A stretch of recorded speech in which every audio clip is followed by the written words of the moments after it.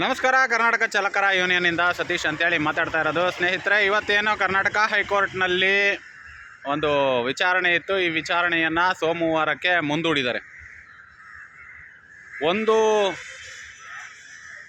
ಕೋರ್ಟ್ನಲ್ಲಿ ಆಗುವಂತಹ ವಾದ ವಿವಾದಗಳು, ಮೋಟಾರ್ ವೆಹಿಕಲ್ ಆ್ಯಕ್ಟ್ನಲ್ಲಿ ತಾವುಗಳು ಏನು ಸೋಷಿಯಲ್ ಮೀಡಿಯಾದಲ್ಲಿ white board and yellow board ಎರಡನ್ನು ಮಾತ್ರ ಕನ್ಸಿಡರ್ ಮಾಡ್ತಾರೆ ಅನ್ನುವಂತಹ ವಿಚಾರಗಳನ್ನ ಏನು ದೊಡ್ಡ ಮಟ್ಟಕ್ಕೆ ಸೋಷಿಯಲ್ ಮೀಡಿಯಾಗಳಲ್ಲಿ ವಿಡಿಯೋಗಳನ್ನ ಮಾಡಿ ಹಾಕ್ತಿರಲ್ಲ, ಕರ್ನಾಟಕ ಹೈಕೋರ್ಟ್ನ ಮೋಟಾರ್ ವೆಹಿಕಲ್ ಆ್ಯಕ್ಟ್ನ 1988 ಏನಿದೆ ಅದರ ಸಂಪೂರ್ಣವಾದ ಹಿಂಚನ್ನು ಕೂಡ ಬಗದು ತೆಗಿತಾ ಇದ್ದಾರೆ.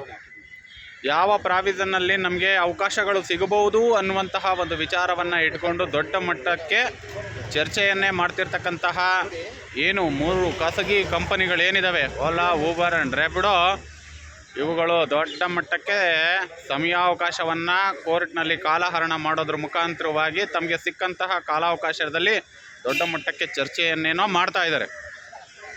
ಆದರೆ ರಾಜ್ಯ ಸರ್ಕಾರ ಕೊಟ್ಟಿರ್ತಕ್ಕಂತಹ 11 ಜನರ ಸಮಿತಿಯ ಬಗ್ಗೆಯೂ ಕೂಡ ಹಲವಾರು ಜನ ಪ್ರಶ್ನೆಯನ್ನು ಏನು ಸೋಷಿಯಲ್ ಮೀಡಿಯಾಗಳಲ್ಲಿ ಮಾಡ್ತಾ ಇದ್ದೀರಾ, ವರದಿಯನ್ನು ಓದಿದವರು ಯಾರು, ಅದು ಕೂಡ ಪ್ರಶ್ನೆಯಾಗೇ ಉಳಿಯುತ್ತೆ.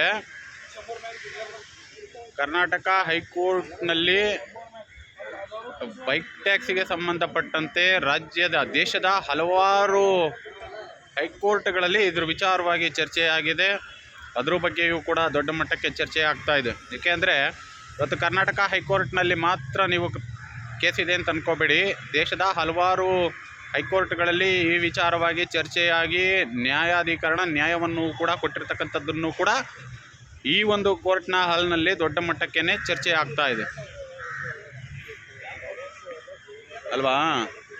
ಕರ್ನಾಟಕದಲ್ಲಿಯೂ ಕೂಡ ಬೈಕ್ ಟ್ಯಾಕ್ಸಿಗೆ ಪರ್ಮಿಷನ್ ಬೇಕು ಅನ್ನೋದು ಏನು ನೀವುಗಳು ಬಂಡವಾಳ ಹಾಕಿ, ಬೆಳಗ್ಗೆನೂ ಕೂಡ ಒಂದು ವಿಡಿಯೋದಲ್ಲಿ ಹೇಳಿದ್ದೆ, ನೀವು ಬೆಳೆಸಿದಂತಹ ಕಂಪನಿಗಳು ಎಷ್ಟು ದೊಡ್ಡ ಮಟ್ಟಕ್ಕೆ ನಿಮ್ಮಗಳ ಜೀವನದ ಜೊತೆಯಲ್ಲಿ ಚೆಲ್ಲಾಟ ಆಡ್ತಾ ಇದೆ ಅಂತಂದರೆ, ನಮ್ಮ ಅಣ್ಣ ತಮ್ಮಂದಿರು ಬೈಕ್ ಟ್ಯಾಕ್ಸಿ ಓಡಿಸೋಂಥವ್ರು ನಿರುದ್ಯೋಗಿಗಳು ಬಂದು ದೊಡ್ಡ ಮಟ್ಟಕ್ಕೇನೆ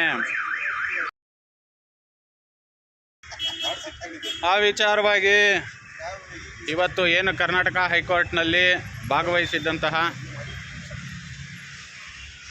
ನಮ್ಮ ನಟರಾಜ್ ಶರ್ಮಾ ಅವರು ಕೂಡ ಜಡ್ಜ್ಗೆ ಮನವರಿಕೆಯನ್ನು ಮಾಡಿಕೊಟ್ಟಿದ್ದಾರೆ. ನಮಗೂ ಕೂಡ ಅವಕಾಶಗಳನ್ನ ಕೊಡಬೇಕು ಅಂತ.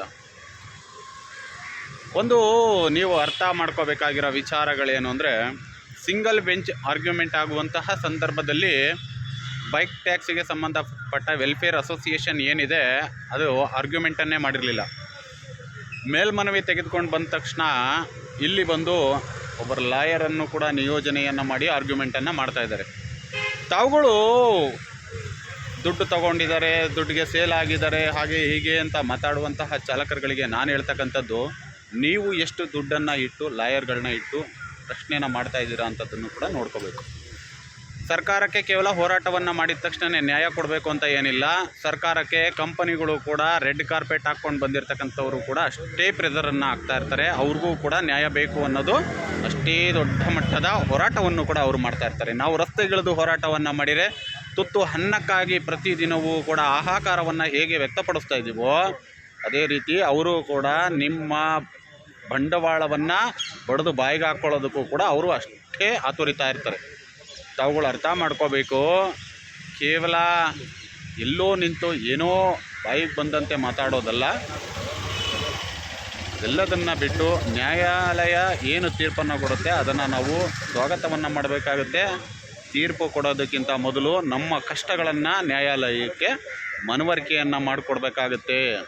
ಆ ಒಂದು ನ್ಯಾಯಾಲಯಕ್ಕೆ ಮನವರಿಕೆಯನ್ನು ಮಾಡಿಕೊಡ್ಬೇಕಾದಂತಹ ಕೆಲಸ ಕಾರ್ಯಗಳನ್ನು ನಮ್ಮಂತಹ ಸಂಘಟಿತರು ಮತ್ತು ನಮ್ಮಂತಹ ಚಾಲಕರುಗಳು ಅದನ್ನು ಮಾಡ್ತಾನೇ ಇರ್ತೀವಿ.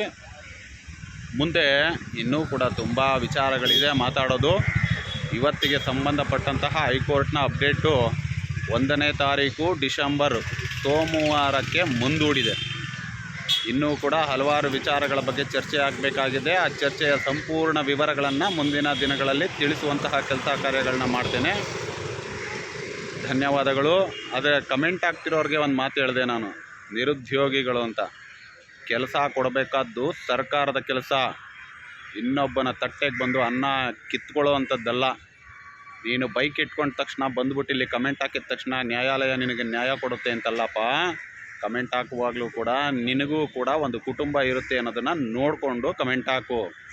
ಸತ್ತು ಬಿದ್ದಂತಹ ರಸ್ತೆಯಲ್ಲಿ ಎಣವಾಗಿ ಬಿದ್ದಂಥವ್ರಿಗೂ ಕೂಡ ಈ ಕಾನೂನನ್ನೇ ನೋಡಿ ನ್ಯಾಯಾಲಯ ತೀರ್ಪನ್ನು ಕೊಡ್ತಕ್ಕಂಥದ್ದು.